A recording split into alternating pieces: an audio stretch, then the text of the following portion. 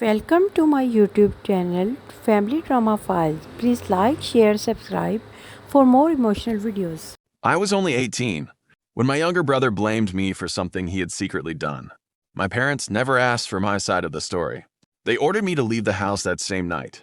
I spent the night alone on a cold bus station bench wondering how my own family could abandon me so easily. A month later, everyone gathered for a family barbecue. My brother laughed about ruining my life. Then my grandfather walked into the backyard holding a flash drive. What happened next changed my family forever. My name's Ethan. I grew up believing family always stood together. My parents worked hard, and my younger brother Ryan was always treated like the favorite. Whenever something went wrong, everyone found a way to blame me instead. One Friday evening, my parents came home furious. Someone had emptied money from my father's emergency savings box. Ryan immediately pointed at me. He claimed he had seen me near the box before leaving for work.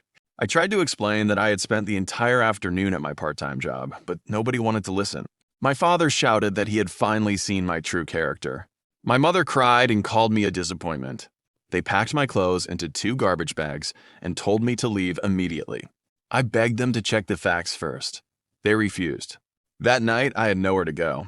I sat alone inside a crowded bus station with only a backpack and a thin jacket.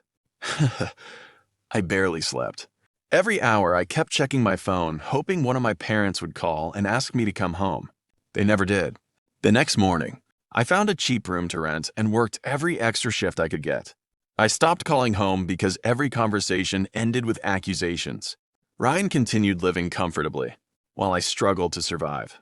A few weeks later, my grandfather visited me without telling anyone. He asked me to tell him everything from the beginning. Unlike everyone else, he listened without interrupting. Before leaving, he quietly said that the truth always leaves footprints. Unknown to me, my grandfather visited the neighborhood where my parents lived. He noticed a security camera across the street facing our driveway. He politely asked the homeowner if the recording from that night was still available. It was. The footage showed Ryan sneaking into the garage late that evening. He opened the storage cabinet, where the money box was hidden. Minutes later, he walked out carrying an envelope before pretending to discover it missing the next morning. Grandpa copied the footage onto a flash drive and waited. A month after, I was thrown out and my family held their annual backyard barbecue. My aunt invited me because she believed enough time had passed.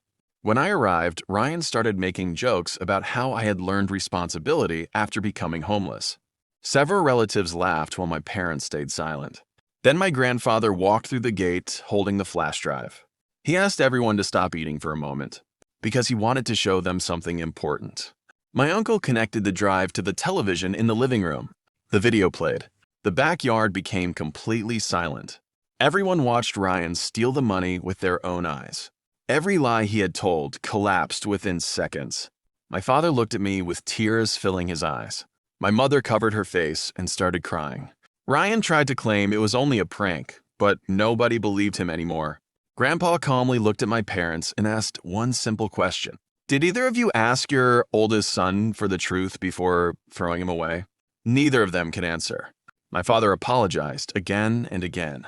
My mother begged me to come home. They admitted they had failed me and promised things would change. I thanked them for finally believing the truth. Then I explained that trust once destroyed cannot be rebuilt overnight. I had already created a new life.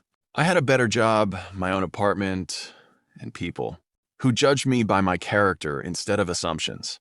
I forgave my family because carrying anger would only hurt me. But forgiveness did not mean forgetting.